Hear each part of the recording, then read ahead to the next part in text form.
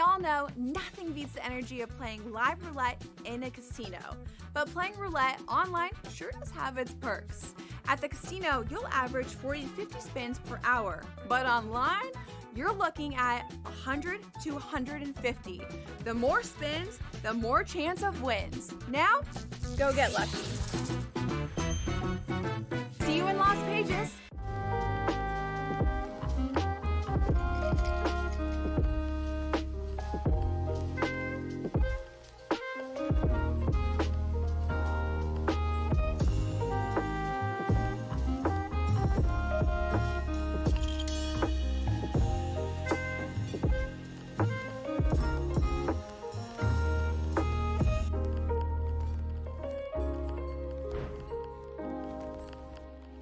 The game is on.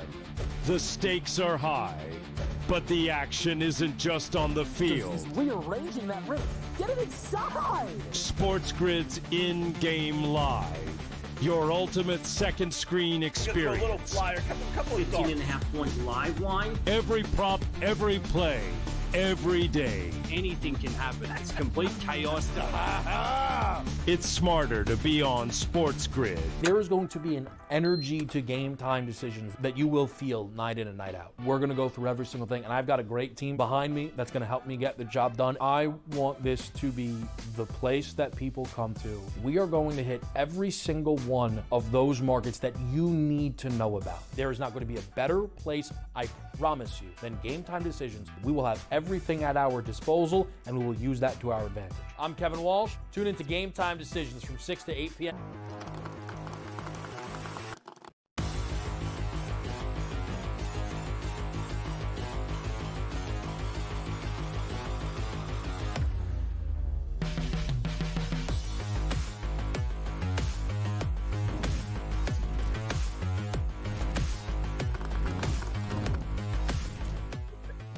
Hey, what's up, everybody, and welcome in. This is FST, Fantasy Sports Today. My name's Matt Stryker. He's the fantasy part of the show. His name is Joe Pizzapia, the one and only, the author of the Fantasy Black Book. It's available now. You can definitely go get it. It's changed the way people have won money, whether it be wagering full-time, season-long, whether it be DFS, whatever it may be, we've got you covered.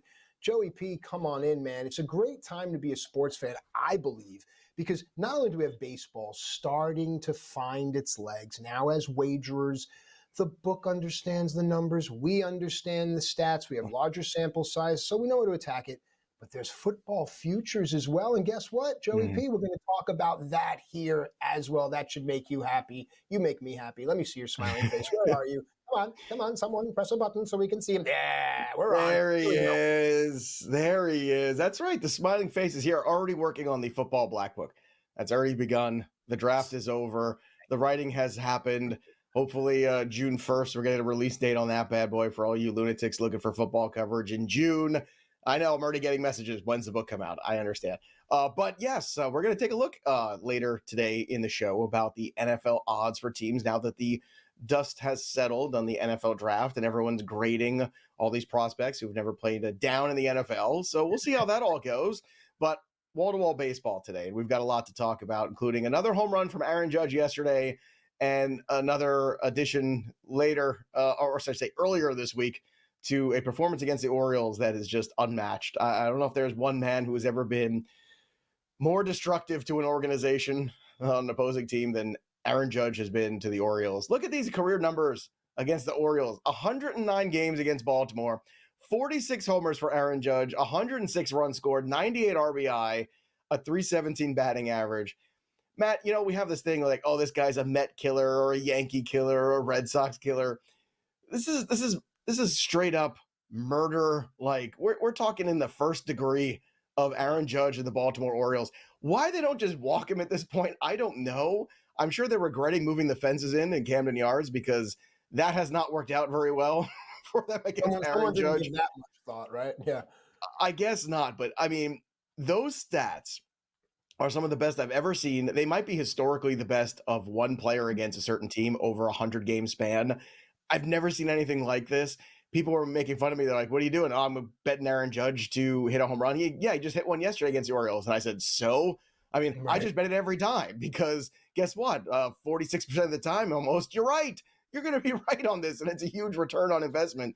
So let's go. So, Matt, let's talk about Aaron Judge. Let's talk about the Yankees for a second. Yesterday, he came up 3 times with nobody on base. The second part of this lineup is a problem. Eventually, you hope that they turn it over. Jazz Chisholm on the IL, Stanton on the IL. I don't know how much of a difference it's going to make when Stanton comes back. But this Yankee offense really is all or nothing. It's home run or bust, torpedo bats or not. They really do struggle to create runs. Have you noticed that this year? Well, you and I were talking about it before we came on the air, and having a long lineup at the start of May, I don't think is as important as having a long lineup as, say, the start of August or the end of July. And I think the Yankee lineup will look different come that time. But you're right. From a wagering perspective, you want to look at the length of the lineup and think, where's the production going to come from and how can I maximize my wagering? But overall, I'm not concerned. And we're going to dive deeper into Judge a little later because there's actually something that stands out to me as a bettor, and it isn't the home runs. But we'll talk about that. Let me move the conversation along. I'll stay in the American League. Joe, I got to tip my cap to you. You and everyone else were a big Bobby Witt guys all preseason, right? I was like, okay, I get it. That's cool. I didn't see who's going to protect Bobby Witt in the lineup. Well, over the last 22 games, stopping at May 2nd, no one needed to protect Bobby Witt, a 22-game hitting streak. What did you make of that? Because there were a few stats within it that I'd like to discuss, but I want to hear your initial thoughts of Witt's hit streak. Well, look, Bobby Witt is tremendous athlete, tremendous player, but around him is struggle bus right now. Sal Perez is hurt. Vinny Pasquantino has not gone off to a good start in April, starting to pick things up a little bit over the last week or so, so that's encouraging.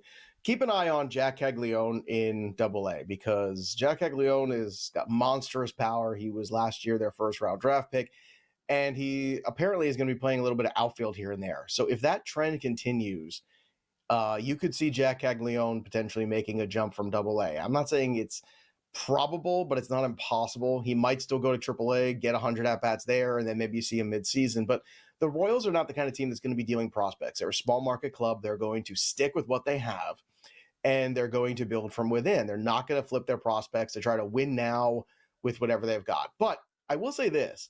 The Royals should be aggressive no matter what it is they're doing. If they do decide maybe trading some prospects is the right way to go here, then do it. If it's bringing Jack Caglione up, give it a try because they have a good pitching staff. Cole Reagan's obviously missed time last week, had a groin issue. Hopefully he's going to be back this week. Everything seems to be trending in that direction. But if you've got a short series and you could throw Reagan's, Lugo, Waka, Bubic in a short series, that's a pretty good 1-4. I mean, that's arguably the best 1-4 in that division for sure. And I kind of wonder at this point, are the Royals doing themselves a disservice not to be aggressive to add some more offense to this lineup? Now, you figure Pasquantino will turn things around. Sal Perez, you wanted to get healthy. Those guys help. I know you're not the biggest Vinny P fan, but they do need more help regardless around the Bobby Witt if they're really going to be serious. And let's be honest, the Twins have not gone off to the best start. The Guardians look bad, and Jose Ramirez has an injury right now he's dealing with. So that division's still wide open because it's hard to believe that the Tigers can keep up this pace too. It is hard to believe, but depending on what the Tigers do, by the time everyone else catches up, it won't matter, and the Tigers will be able to rest the people they need to. Just a quick note on the 22-game hit streak. I believe there were 10 walks within that hit streak, and that speaks a lot because if Witt gets on base, just to stamp what you were saying, who's knocking him in? I'm all for you. Bring Jack up. All right, let's talk about the Yankees again because the situation at closer has moved from Devin Williams to Luke Weaver. And Joe, I want to get your thoughts on that. A Yankee bullpen that really only has 3 lefties and 2 guys that are flirting with 30 and 31 years old, respectively, as their closers. What do you make of it all? Well, look, we're going to have Luke Weaver taking over the reins of the closer role for the time being again. Weaver performed very well in that role last year.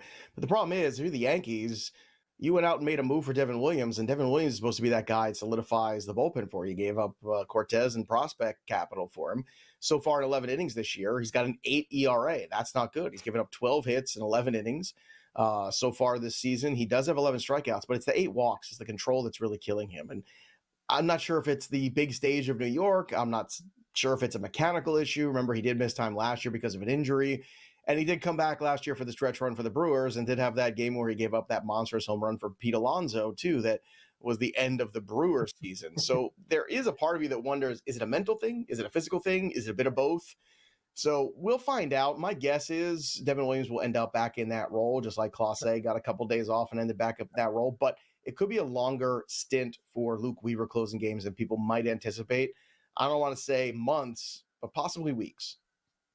Booney more familiar with Weaver, and I don't know too much more about Booney's personality and Williams' personality, but that can be an issue as well. All right, the time that we have left, let's stretch our legs here, because if only there was an analyst, you, that talked about dropping Mike Trout. That was you. Mike Trout goes to the IL. Angels call up Gustavo I'm going to bounce on the name, a switch-hitting outfielder, 27-year-old. I want to say Perdomo. No, we'll get it. Anyway, if you care about prospects for the Angels, that's what matters. But more so is that Trout on the IL here. Is it a we told you so kind of thing? And how can bettors, wagers that were enjoying Trout, where do they pivot? This is the weight, Matt, of being Joe Stradamus. This is what happened. 2 weeks ago, I said, let's trade Mike Trout because it might not get better than this. He had a great weekend of home run hitting. Things were starting to tick up a little bit. And I said, all right, here we are. We're at that same crossroads we were last season where Mike Trout was in a spot where you had to worry about, could he play the rest of the season and what can he get for him? Now you have to wait for him to come back from the IL and see if you get a second chance at trading Mike Trout. You might not get that. We'll see. When we come back, we'll look at more injuries that are hurting Major League Baseball teams and your fantasy teams.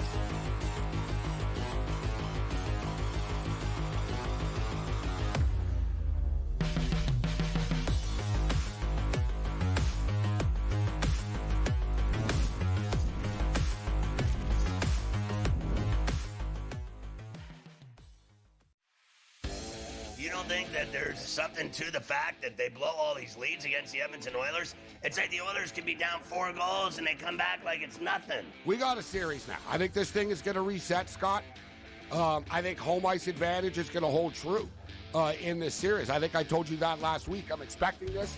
I picked the Kings in 7 before the series started, and it's like plus 700. Pharrell Coast to Coast, only on SportsGrid. It's so crazy that you get both ends of that spectrum and the narrative trying to be correct in doing so and to make a statement for engagement. You're wrong, you've been wrong, and deal with the reality of the situation. All of the people that analyzed the draft mocked one in the first round, and even could he go to the Giants at number 3 or trade up back in that round. They got Gart, they didn't get Sanders, and the fall was on at that point. The Early Line, only on SportsGrid. We're going to get a bunch of upsets. We're going to get a lot of craziness. Didn't happen as well. I mean, over the last calendar year, Sam, I don't ever recall 6 or 8 months of time in sports where the books lost, but here we are. They estimate FanDuel and DraftKings lost $185 million combined for March Madness. So estimating not just that they didn't have a profitable March Madness, but it was a huge loss for them as well. Newswire, only on SportsGrid. We're going to go through every single thing, and I've got a great team behind me that's going to help me get the job done. I want this to be the place that people come to. There is going to be an energy to game time decisions that you will feel night in and night out. We are going to hit every single one of those markets that you need to know about. We will have everything at our disposal, and we will use that to our advantage. There is not going to be a better place, I promise you, than Game Time Decisions. I'm Kevin Walsh. Tune in to Game Time Decisions weekdays on SportsGrid.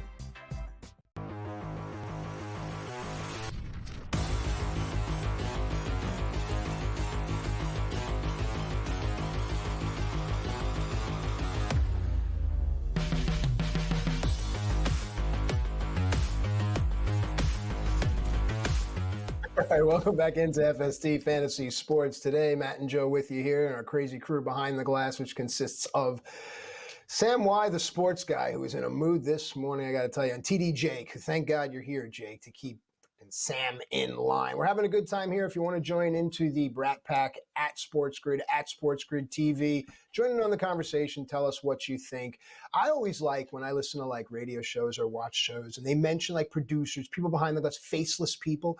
I always like to imagine, hey, what do you think so-and-so looks like? Like for Howard Stern, what did you think Baba Booey looked like, Gary Delabate looked like before you saw him? And then finally you saw Fred and Jack and these guys. So I'd wonder, people out there, use it, at SportsGrid TV. What does Sam Y, the sports guy, look like? You can't look it up. I know there's an internet, but in your mind, what does he look like? For me, it's if John Candy played AA ball. That's to me what Sam Y, the sports guy. He does have a warm John Candy quality about him. Yeah. He's not as big of a guy, but the warmth. It was the warmth. It was the emanation. The warmth. Somebody on my show this week used to only listen to podcasts, and they finally watched on YouTube, and they were like, Joe never sounded bald to me. And I was like, what does bald sound like? Great. Fantastic. That was my question. What does bald sound like? It sounds smart, I guess. That's what it sounds like. For you, absolutely. All right, so let's get into it here. Some people might say being bald is an injury from which you cannot recover, but I disagree. I think that's true. Look at Jeremy Piven. I can't follow that. It's time to do the injury report here on FST, folks, as Joe blows off his guns. I can't even follow that. Hey, look, the Dodgers have an injured pitcher. It's Tyler Glass now. He goes on the 15-day IL, and that doesn't smart as much coming off of Yamamoto's most recent performance. But, Joe, overall, do you think the Dodgers have enough to sustain a roller coaster of injuries and call ups and downs throughout an entire 162, then a couple of playoff series, then a World Series? Thoughts? Exhausting. That's my thought. Yeah. And that's the thought that Tyler Glass now has too, because we go through this every year. And here's his quote: I just don't really have the answer right now. And I think it's the most frustrating thing. It's not from a lack of trying. It's just kind of getting exhausting at this point. I know it's probably exhausting for a lot of people, for me especially. I feel bad for my teammates, bad for people watching. It's just very frustrating for me. It's hard. Yes. End quote. That all those things are true. And every year we go through this with Tyler Glass now, where we get excited and we think, oh, maybe this could be the year we finally get 30 starts from Tyler Glass now. And it never is. It just never is. And this is a real problem here. The Dodgers now have not one, but two of their best pitchers on the IL. So I know the Dodger narrative is it's okay. Everything will be fine, right? We've got enough depth. Got a great team. Everything's going to be okay. All we need to do is get into the postseason. But if you can't get to the postseason with these arms healthy, that's going to be a problem, because then you get exposed. I don't care how good the bullpen is, right? If you're throwing after Yamamoto, you're throwing Roki Sasaki and Kershaw out there. I don't think that's going to get it done at the end of the day. I just don't. So you're going to need Glass now. You're going to need Blake Snell. You're going to need these guys. And right now, from a fantasy standpoint, I think Tyler Glass now wasn't far enough down the trough in terms of starting pitcher ranks because of the injury risk that he is. And it's unfortunate. Last year, I finally put my foot down about it because I was one of those people going, well, if, and you give a kid a break because he's only in his late 20s and he's in his early 30s. You're like, okay, it's now or never. And last year it happened again, and it was terrible. And for a while last year, I thought, oh, maybe I got this one wrong. Maybe this is finally the year. And then, of course, the injury happened, right? So for Tyler Glass now, it is frustrating. It's frustrating for everybody. It's exhausting. And I think going forward, you're just kind of stuck waiting this out. And there's no timetable. So you don't know. This could be weeks. It could be months. I don't think it's going to be the season, but I wish I had more answers on this. But you got to go to the waiver wire. You've got to find some guys. Luckily, we're going to give you some names coming up soon with some prospect arms to pick up. And that hopefully can help you bridge the gap while you're waiting for Glass now to return. Yeah, and do me a favor, send me that Glass Now quote. I want to frame it, maybe put it on my desk, slap it on a T-shirt. I love it because it says a lot. All right, let's get Joe into better spirits here. Let's talk about a player that Joe was on earlier, and I really think that if you're looking for pitching help, don't let the offensive ecosystem or the team upon which this player pitches deter you. Joe, who's the pitcher, who's the team, and why should we be on him? Well, the pitcher is Yuri Perez, who last year was brilliant when you had him, right? Last time we saw Yuri Perez. And then unfortunately, you have the Tommy John issue and you're waiting for him to return. Now, the good news is that he already threw one scoreless inning in 2 strikeouts in a rehab start. So that is a very, very small sample size, but it's a pathway. So if we're thinking there's probably, I don't know, I guess 6, maybe 8 starts, you're going to get him sometime in early June, most likely, if he stays on track, doesn't have any setbacks. So we've had some rough roads with guys returning from Tommy John this year. Shane McClanahan had an injury setback with a nerve issue. Sandy Alcantara has been healthy, but the problem is the location hasn't been there. The difference with a pitcher like Yuri Perez is working with a fastball that's already clocking at 98 miles an hour. That was never Sandy's game. He was a feel pitcher, control pitcher, very different. And that's always the thing that comes back last from Tommy John. So he is a pitcher to be aware of in your leagues. Pick up more on him on the waiver wire later. The Orioles, I don't know what the hell the Orioles are doing.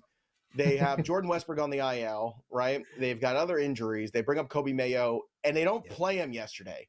What are we doing to Kobe Mayo? He's hitting balls all over the place in AAA, hitting home runs everywhere. What does this kid do? Well, I don't understand. Trade him. Let him go play somewhere else, for God's sakes. So I don't know what the Orioles are doing, Matt. I have no words for it. Do you? Because they continue to spin their wheels and lose games, and they have solutions. They just don't seem to want to make the hard decisions. It could be a myriad of things that we don't know, things we're unaware of. It could be 1,000 things. All right. But with that said, as a wagerer, I think there's a good time to attack the Orioles and find, if Joe doesn't get it, the book doesn't get it, the public definitely doesn't get it. So we got to find that pocket where we can really get it. And with the time that we have left, let's just quickly address, there's a pitcher coming back. It's Shane Bieber. And I like Bieber. I thought he was draftable preseason. Your thoughts on Bieber, and if he comes back, what that means for the Guardians and that division? Well, you hope that it's just not too little too late, because Shane Bieber is close to pitching simulated games, which means they were probably a few weeks away from rehab starts and then maybe a month or so away after that of him returning. But the problem is the Guardians right now offensively have not been good. Carlos Santana, Nolan Jones, they can't hit water if they fell out of a boat. The rotation's been iffy. So a lot of issues here with the Guardians to figure things out. We're going to take a quick break from baseball, take a look at the NFL market post-draft. Don't go anywhere. We'll be right back.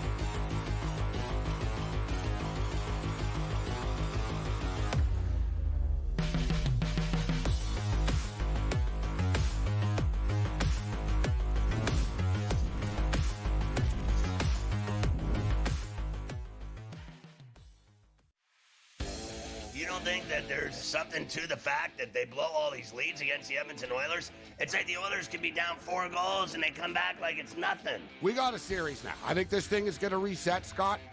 I think home ice advantage is going to hold true in this series. I think I told you that last week. I'm expecting this. I picked the Kings in 7 before the series started, and it's like plus 700. Pharrell Coast to Coast, only on SportsGrid. It's so crazy that you get both ends of that spectrum and the narrative trying to be correct in doing so and to make a statement for engagement. You're wrong, you've been wrong, and deal with the reality of the situation. All of the people that analyze the draft mocked one in the first round, and even could he go to the Giants at number 3 or trade up back in that round. They got Gart, they didn't get Sanders, and the fall was on at that point. The early line, only on SportsGrid. We're going to get a bunch of upsets. We're going to get a lot of craziness. Didn't happen as well. I mean, over the last calendar year, Sam, I don't ever recall 6 or 8 months of time in sports where the books lost, but here we are. They estimate FanDuel and DraftKings lost $185 million combined for March Madness. So estimating not just that they didn't have a profitable March Madness, but it was a huge loss for them as well. Newswire, only on SportsGrid.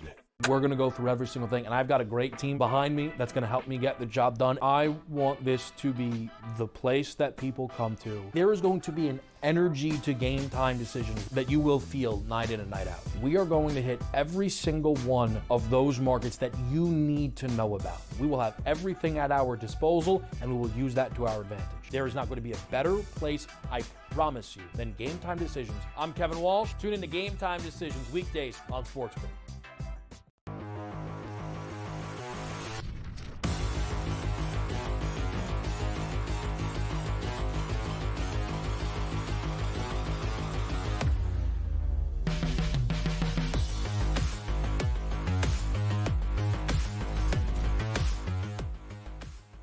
All right, welcome back into FST Fantasy Sports today. Matt and Joe with you here, having a great time, giving you everything you need in order to dominate. It doesn't even matter the sport. If it's season-long fantasy, DFS, straight-up wagering, us and everyone at this amazing network, we have you covered. With that said, we make a quick transition from baseball to football. Why is this important, you ask? Because the futures market, getting in at the right time with the right numbers, what it's all about. And when Joe teased this segment at the start of the hour, he said that there are wagers and thoughts being placed on players that have never even stepped foot on a professional field. So Joey P., the master, the man, the author behind the Black Book that's coming out, you're here to help us temper our expectations and really approach this football future wagering market with a sober head. Let's go. Yeah, let's take a look at the AFC first to start, because AFC, I think, is a more talented conference overall and more competitive. So after the draft, we have these odds, which is the top of the board, the Baltimore Ravens at plus 360, followed by the Buffalo Bills at 370, the clear favorites. Kansas City in third here, plus 410, where I think they should be. That's fair. We talk about every single year the team that loses the Super Bowl rarely gets back there, let alone wins. So let's move away from that. So to represent the AFC, I think it's far more interesting to look at the Cincinnati Bengals, because the tear they went on at the end of the season, it was a little too late, unfortunately, for the Bengals. But the question is, did they do enough on the defensive side of the football to help them get over that hump? And I don't think the answer is yes right now. I really wish it was. I love Joe Burrow. I love Jamar Chase and T. Higgins. Maybe they can just outscore everybody in this era of the NFL. You could certainly try, but that team that went to the Super Bowl had guys like Jesse Bates on it. It had veteran, defenders that made up that deficit, and it wasn't always pretty, but they had playmakers. I just don't know if they have enough there. Then you have the Houston Texans at plus 1,300, and I know they drafted every wide receiver they possibly could, but to me, when you deal Laramie Tunsil and you're just still trying to figure out, okay, where are we in terms of our offensive line? I don't get it. I thought their first two picks should have been offensive line. Instead, they're just taking wide receivers everywhere, which I understand that was a deficit for them too, but it was just strange. I still have major concerns about them. Now, look, they show up when it matters. That defense was tremendous last year in the playoffs against the Chargers. But speaking of the Chargers, at 14-1, they're very intriguing. I would not be shocked if the Chargers won the West and unseated the Chiefs. I think the Denver Broncos are going to be very good as well.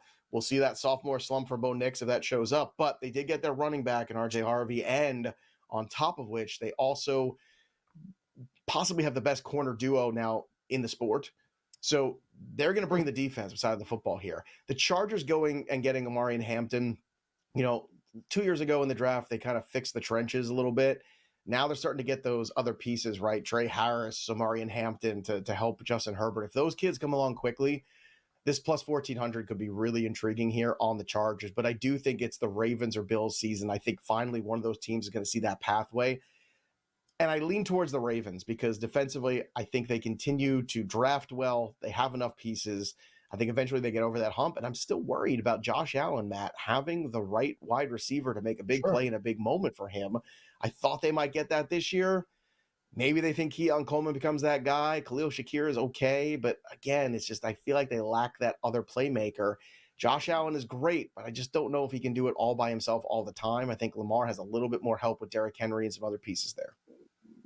If ever there was anyone that could get me excited for football, May. It's you. God bless you, man. I'm being serious. Let's keep the conversation going. Let's go to the NFC now, all right? I want to hear what you have to say. The Eagles are at the top of the board right away. I know you have theories about teams coming off of Super Bowls the next season. Take it away, man. Well, let's talk about the Detroit Lions first, because obviously the Eagles are at the top of the board at plus 300, and that is still a really good bet. The Eagles have dynasty potential where you can get to a few Super Bowls and win a few. And I know that frustrates a lot of people out there, but it's the fact that they have a good young team, a great infrastructure, a lot of good young players on defense. They draft very well. And guess what? Next 2 years, they have 20 draft picks. 20 in the next 2 years. That's a ton of draft capital to use to move up if they should want to, or to just accumulate more great players. So the Eagles make a lot of sense here, 3-1. I think that's worth that wager. The Lions, no thank you. Plus 490, I am running the other direction. Why? Because they lost two coordinators. Look at the Eagles a couple years ago, right? When they lost the Super Bowl and lost two coordinators. It was hell for them.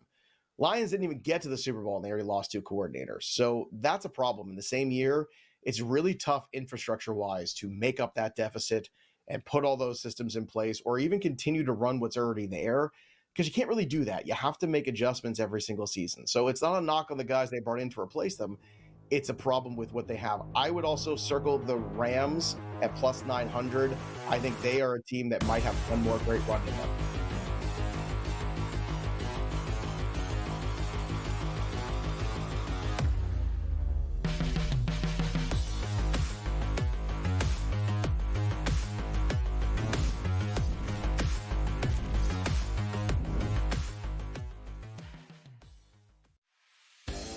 You don't think that there's something to the fact that they blow all these leads against the Edmonton Oilers? It's like the Oilers can be down 4 goals and they come back like it's nothing. We got a series now. I think this thing is going to reset, Scott.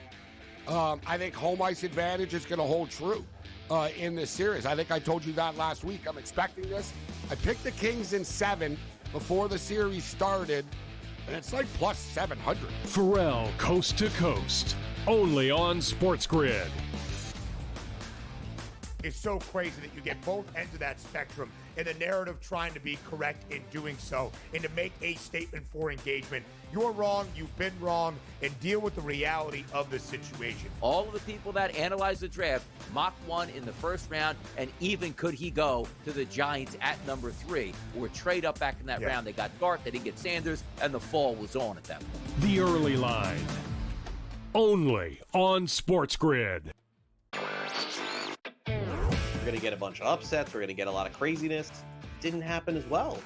I mean, over the last calendar year, Sam, I don't ever recall 6 or 8 months of time in sports where the books lost, but here we are. They estimate FanDuel and DraftKings lost $185 million combined for March Madness. So estimating not just that they didn't have a profitable March Madness, but it was a huge loss for them as well. Newswire, only on SportsGrid.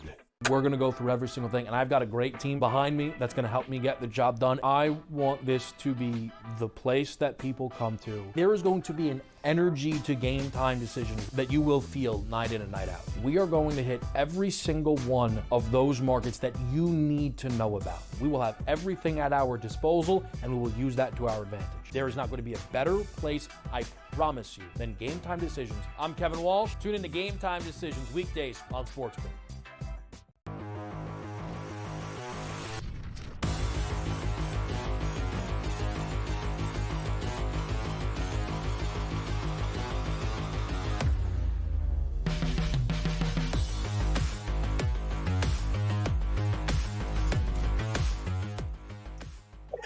Welcome back into FST. It's Fantasy Sports Today. Matt and Joe with you here. Of course, part of an amazing crew, an amazing, talented group across the entire network, from hosts to producers to TDs, everyone that makes this place go. Really just a great team. You can be a part of it as well at SportsGrid, at SportsGrid TV. Join in. We all love to noodle Sam Y, the sports guy, and he doesn't mind if you do it too, even if he doesn't know you. You could just talk to him like you know him. It's totally fine. Got you. All right, it's time to prospect watch. I'm sorry, Sam. People are just going to come up with you on the street now. Stop being so rude to you. All right, time for FST Prospect Watch, and the reason this is important is because Joey P, again, the Fantasy Black Book is just way ahead of its time, and you have such a working knowledge. You work with all these people. You talk with all these people, so you have a firsthand knowledge, guys on the back fields, and I think that's super important. So let's go to Philadelphia, where they absolutely love you. I understand you are a legend. They made a university. Did you like temple Philadelphia? to you. Get it? Because that's funny. All right, let's talk Otto Kemp. Good. Yeah. I like that. Yeah. Well, first of all, Philly is my second city. I love Philadelphia. I spent most of my youth there. It was good times. Still like the guys. I was there in November. It was a beautiful time. They have that Christmas market now, right around William Penn. You got to go. It's beautiful. You take the kids there. You buy some ornaments. You eat some the Strufel waffles. Yeah, the waffles. Yeah, with the rods. They right off the iron. You eat the waffles and you look at the tree. Bask in the glory of Christmas time in Philadelphia. I love Philadelphia. But Philadelphia does not love Alec Boehm, and neither do I. Alec Boehm's been terrible again this year. I've had it. 130 plate appearances. He's hitting 220. Listen to this. A 254 OBP, a 268 slugging.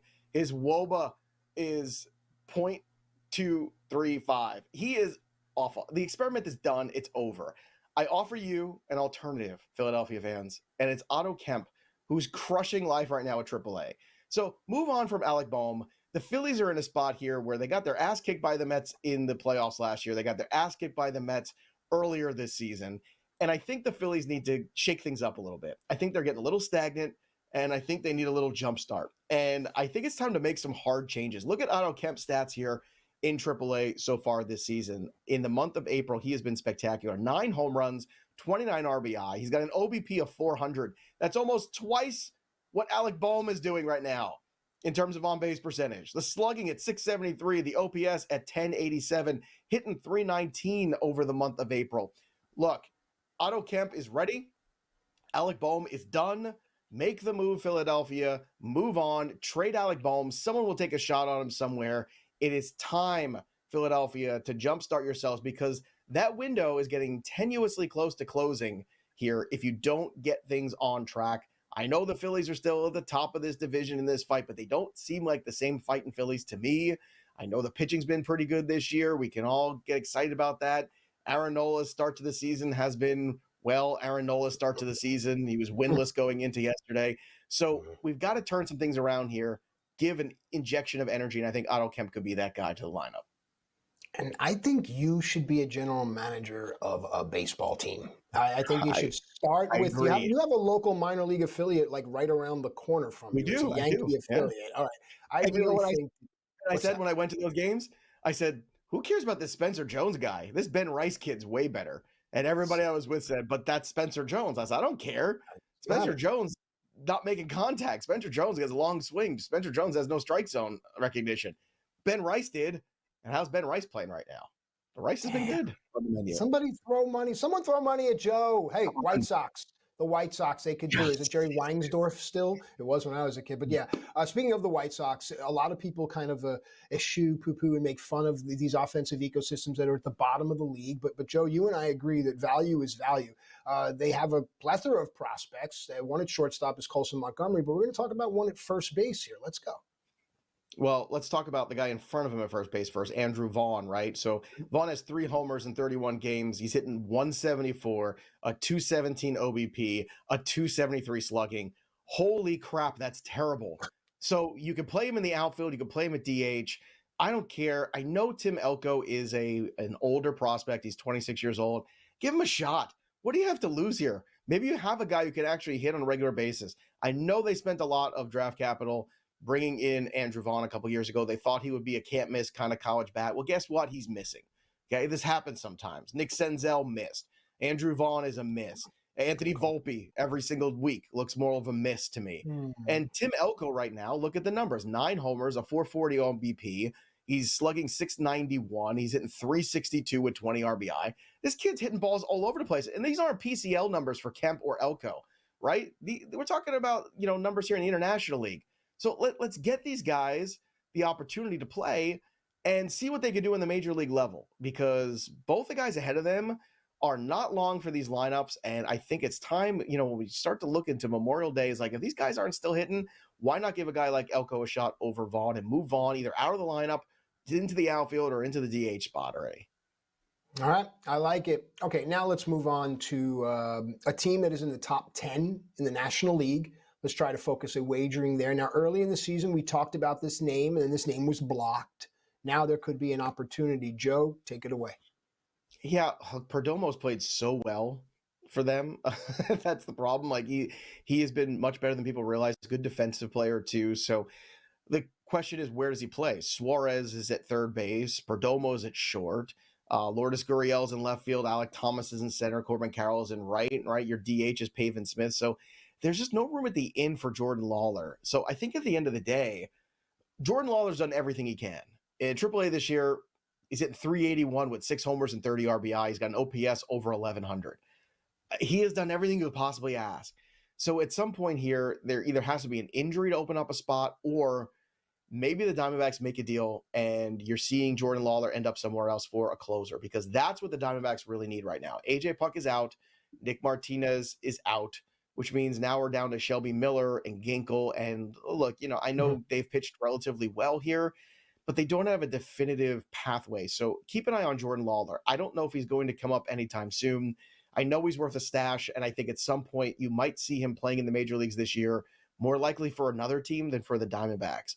And maybe it's to bring in another starter and reliever. I think Lawler could bring that sort of prospect capital. If you think about what else is out there right now, if certain teams fall out of it, Lawler would be a very high-end piece. We're talking about Marcelo Mayer. We're talking about Jordan Lawler. Those would be the 2 best shortstop prospects, I think, on the market to make a deal to bring in some more help for these organizations looking to make a playoff push. So keep an eye on Lawler still. Again, he's done everything he possibly can. I don't know what more he can do, but he's still got no pathway, unfortunately, to the big leagues, and that's frustrating.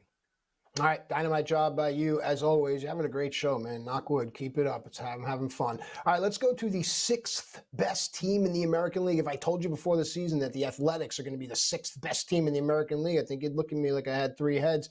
But they're doing it with position players, but there's a pitcher that you want to talk about. Yeah, I want to talk about Gunnar Hoglund because we actually put him on the show sheet on Friday morning, and then he came up and made a start, and none of us thought that was going to happen, but it was pretty good in that start. Can we give him some love? He came up 6 innings. He had 8 strikeouts. I mean, he looked tremendous in that start. So the question is, does he stick in that rotation? If you look at the minor league track record for him here this year, 30 strikeouts to 7 walks. He had a whip around 1, an ERA under 2.5. So Gunnar Hoglund should be added. The question is, does he stick in that rotation? Springs has struggled. We know that. Beto is not going to light anybody is on fire. JP Sears. So my answer is yes. Gunnar Hoglund has proven everything that he needed to. Also, Ian Seymour. We've talked about him before. I want to talk about him again because Ian Seymour, another one of these pitchers that I think is going to make an impact soon at the major league level.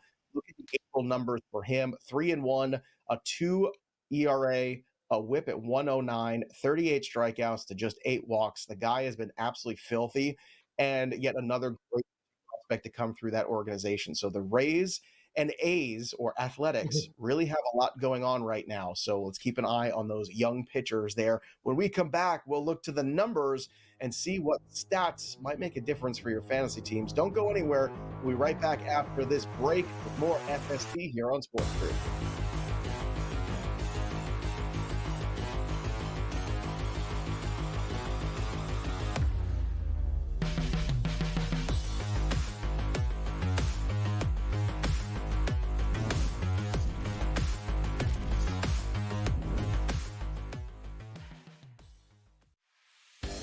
You don't think that there's something to the fact that they blow all these leads against the Edmonton Oilers? It's like the Oilers can be down 4 goals and they come back like it's nothing. We got a series now. I think this thing is going to reset, Scott. I think home ice advantage is going to hold true in this series. I think I told you that last week. I'm expecting this. I picked the Kings in 7 before the series started, and it's like plus 700. Pharrell Coast to Coast, only on SportsGrid. It's so crazy that you get both ends of that spectrum and the narrative trying to be correct in doing so and to make a statement for engagement. You're wrong, you've been wrong, and deal with the reality of the situation. All of the people that analyze the draft mocked one in the first round, and even could he go to the Giants at number 3 or trade up back in that round. They got Garth, they didn't get Sanders, and the fall was on at that point. The early line, only on SportsGrid. We're going to get a bunch of upsets. We're going to get a lot of craziness. Didn't happen as well. I mean, over the last calendar year, Sam, I don't ever recall 6 or 8 months of time in sports where the books lost, but here we are. They estimate FanDuel and DraftKings lost $185 million combined for March Madness. So estimating not just that they didn't have a profitable March Madness, but it was a huge loss for them as well. Newswire, only on SportsGrid. We're going to go through every single thing, and I've got a great team behind me that's going to help me get the job done. I want this to be the place that people come to. There is going to be an energy to game time decisions that you will feel night in and night out. We are going to hit every single one of those markets that you need to know about. We will have everything at our disposal, and we will use that to our advantage. There is not going to be a better place, I promise you, than Game Time Decisions. I'm Kevin Walsh. Tune in to Game Time Decisions weekdays on SportsGrid.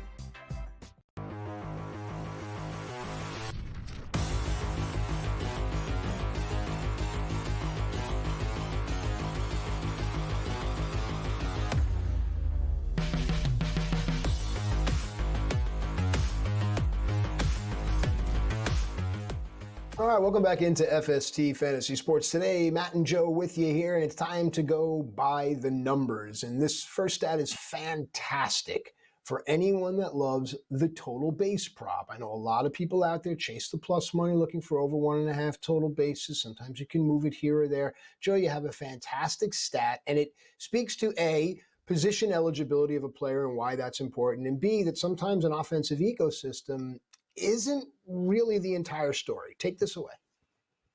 Yeah, Agustin Ramirez, catching prospect, came up a couple weeks ago when we were talking about him the week before. This is why you watch the show, right? Because we've always been ahead of the game with these prospects. And I warned that he has a very aggressive approach. Sometimes that's aggressive good, sometimes it's aggressive bad.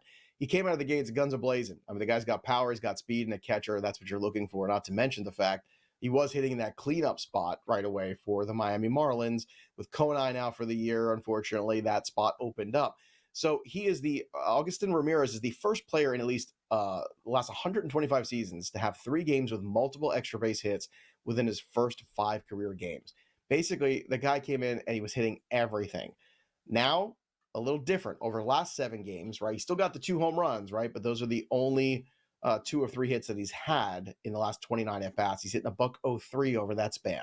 So the league has caught up to him. His approach has also been something where we talked about, hey, this guy could be useful, but let's not overpay and break the bank. And in some leagues I'm in, I saw people break the bank for Ramirez because he came up on a Monday morning after waivers ran and he did nothing but hit home runs, and everybody kind of went goo goo gaga over him. And now you have the other end of the spectrum where people start to panic and go, oh no, can I even start him next week? And he was a guy we talked about in 2 catcher leagues worth adding. He was fringy addition in single catcher leagues, right? Maybe deeper leagues, you add him just to see what he is. But for those people who overpaid, this puts you in a bad spot now because now the league is adjusted. And as you said, that offensive ecosystem around him isn't great. It's not supportive. There's not a lot of line of protection. So the aggressive approach can come back to haunt him at the end of the day. And I think when you're looking at him right now, the biggest problem I see is the fact that he's got 0 walks over those last 30 at-bats and 7 strikeouts, right? So that's the problem. He's not walking. He is a little too aggressive. So hopefully things even out for Ramirez, but it's something to learn as a lesson going forward with these young players, especially catchers. When they come up, even if they hit right away, you have to understand not only is there an adjustment period, but also the period where these catchers are more concerned with learning the pitching staff than they are with necessarily having good at-bats. Fortunately. Yeah, listen, it's the way of the world. But as we start to get larger and larger sample sizes, to Joe's point, start looking at league leaders in walks, start to look at guys that have a tendency to walk more, and you can definitely wager on that. Start to look at the doubles leaders. Start to look at that as well, looking at it over the season and then breaking it down to the last 14 days. That's what I like to do. All right, let's go now to the home run prop, because a lot of times the home run prop, it's there, and it lures us in, and then, but sometimes in Colorado, with Colorado players, it's a bit different. Elaborate on this, please. Yeah, Jordan Beck is one of the few bright spots for a Colorado Rockies team right now. That's just been dreadful. All-time low in wins in the month of April this year. They are the lowest team in the league in Colorado. In Colorado, playing half their games in terms of run production. They had just 100 runs scored in the month of April. That's absurdly bad. Jordan Beck has been one of the bright spots. And he's only the 3rd player in Rockies franchise history to have back-to-back multi-home run games. And the others are Carlos Gonzalez and Vinny Castillo, which just sort of remind you, oh yeah, I remember when I wanted Rockies on my fantasy team. Sure. But that's not the case anymore. It's crazy. So far, he's got 5 homers, hitting 265, a 559 slugging. He's been a very solid addition here. I know Veen was a player that another one we warned, right? Very aggressive approach, little immaturity issues. Beck has been the more interesting of the 2 so far, if you're looking to the future so far for the Colorado Rockies. So I would keep Beck on your rosters if you have him already. He's an interesting piece to acquire in a trade because I do think he's a real talent.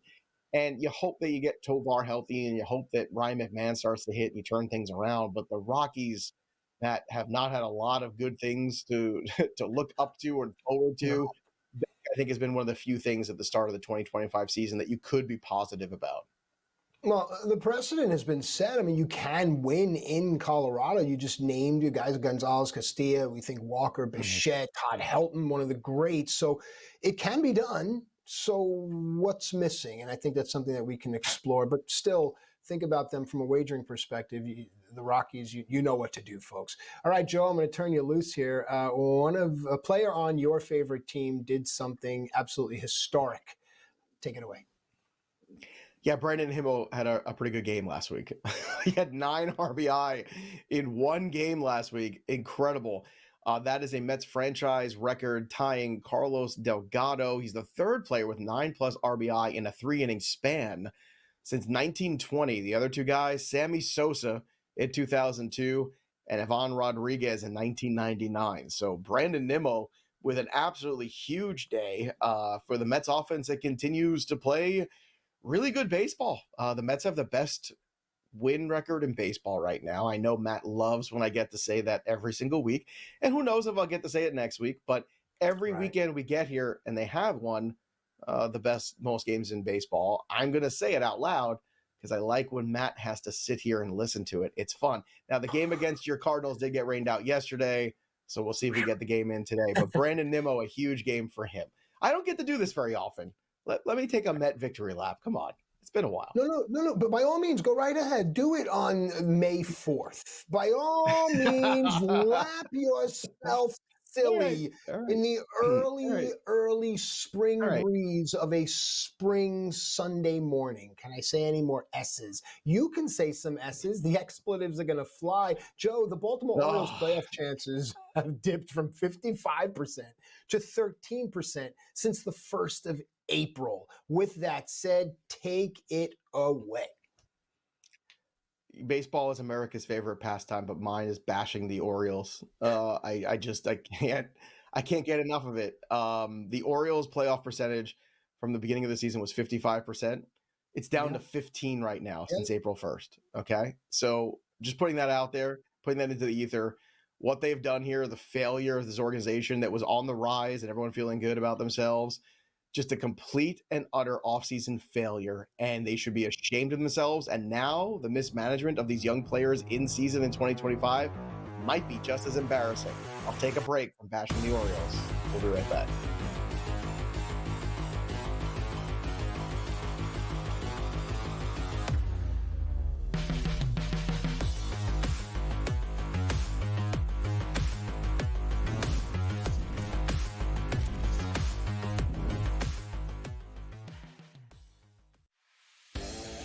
Think that there's something to the fact that they blow all these leads against the Edmonton Oilers? It's like the Oilers could be down 4 goals and they come back like it's nothing. We got a series now. I think this thing is going to reset, Scott. I think home ice advantage is going to hold true in this series. I think I told you that last week. I'm expecting this. I picked the Kings in 7 before the series started, and it's like plus 700. Pharrell Coast to Coast, only on SportsGrid. It's so crazy that you get both ends of that spectrum and the narrative trying to be correct in doing so and to make a statement for engagement. You're wrong, you've been wrong, and deal with the reality of the situation. All of the people that analyze the draft mocked one in the first round, and even could he go to the Giants at number 3 or trade up back in that round. They got Gart, they didn't get Sanders, and the fall was on at that point. The early line, only on SportsGrid. We're going to get a bunch of upsets. We're going to get a lot of craziness. Didn't happen as well. I mean, over the last calendar year, Sam, I don't ever recall 6 or 8 months of time in sports where the books lost, but here we are. They estimate FanDuel and DraftKings lost $185 million combined for March Madness. So estimating not just that they didn't have a profitable March Madness, but it was a huge loss for them as well. Newswire, only on SportsGrid. We're going to go through every single thing, and I've got a great team behind me that's going to help me get the job done. I want this to be the place that people come to. There is going to be an energy to game time decisions that you will feel night in and night out. We are going to hit every single one of those markets that you need to know about. We will have everything at our disposal, and we will use that to our advantage. There is not going to be a better place, I promise you, than Game Time Decisions. I'm Kevin Walsh. Tune in to Game Time Decisions weekdays on SportsGrid.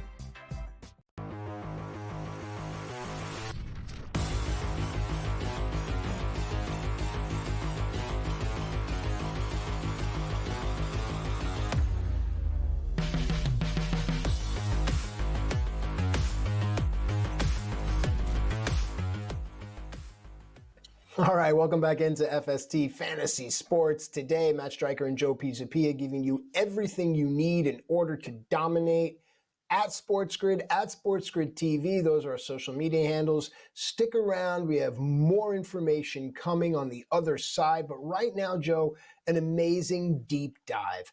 At the start of the show, we talked about how Aaron Judge, to use the term, owns the Orioles. But overall, Aaron Judge, in his last 162 games, has sent the world into space. Joe, take it away and tell us about these numbers. And what a special effect there. Wasn't as that Matt cool? Stryker Good goes into job, space. Jake. Yeah. That's timing, Very folks. That's cool. professionalism. Take a look at these numbers here. 162 games from last season into this season so far. A 366 batting average, a 492 OBP, a 773 slugging with 64 homers and 162 RBI. He scored 142 runs over that span. He has 210 hits and, just for good measure, 12 stolen bases.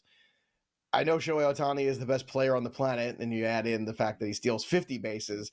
But, man, Aaron Judge is right there with him, and it has been a spectacular run for him.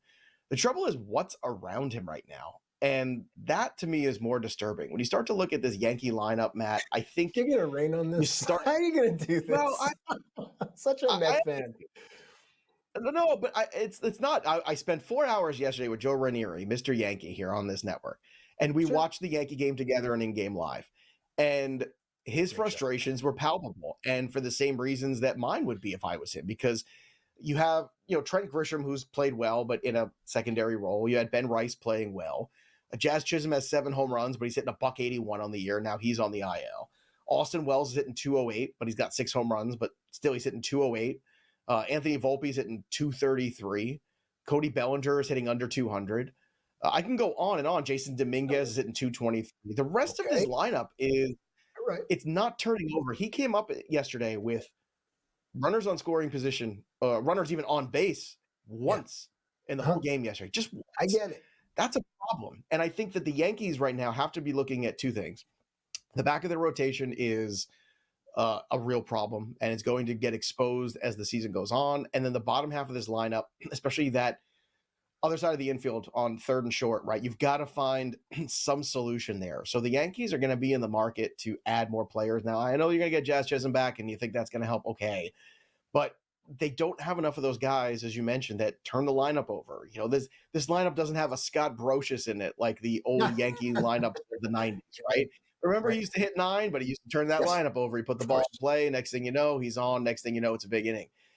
That's a problem. And the Anthony Volpe experiment, I think, is at a crossroads where if he doesn't start to hit soon, I think you're going to see challenge for that position at shortstop. And I think, unfortunately, that's just the nature of the beast of Major League Baseball. And it's not like they haven't given that kid enough time and preparation to be successful there. And it just hasn't happened for whatever reason. I always thought Volpe was a nice prospect. I would not put him in the elite tier prospect ever. He just was not that guy for me. And at the major league level, he just hasn't found, I guess, the best version of himself. But this is New York, and the time is ticking on him, Matt. All right. Look, I get it, and all that's well and good, but I want to turn it back into a positive here because as a wagerer, I'm constantly looking for these angles. What jumps out to me for Aaron Judge isn't the 64 home runs over 162 game span, is the 366 average across 210 hits. That to me is the most important thing. So while you're outlining the anemic averages around him, teams are still choosing to not pitch around Aaron Judge for whatever that reason might be, or the fact that he's such a unique physical specimen. How do you pitch around him? I remember a season or 2 ago when high and inside was his hole in his swing. That's not the case anymore. And because he is so long and large and otherworldly, when you think about it, we live in a time where Aaron Judge and Shohei Ohtani, if you've ever seen Shohei Ohtani physically, these are otherworldly sized human beings. And I was in the pro wrestling world. Okay, so understand that they bring to them a unique physical ability. To wager on someone that has a unique ability over someone else, to me, that's the little hook. Aaron Judge, 366 over 162 games, that says to me that it's not just a home run prop. I can find different ways to make money with Aaron Judge. And the book is definitely going to reward me for it, Joe. Yeah, I've been looking at the RBI total, right? What have we been talking about in the show last couple of weeks? Betting RBIs, because you're always getting plus money on it. 162 RBI in 162 games. The math is pretty good there. You're going to hit a lot of those RBI props at plus money. So that's another way to invest in Aaron Judge, I think, on a daily basis here, is looking at him to drive in runs. But the Yankees need to get on more in front of him. Hour 2 of FST right after this.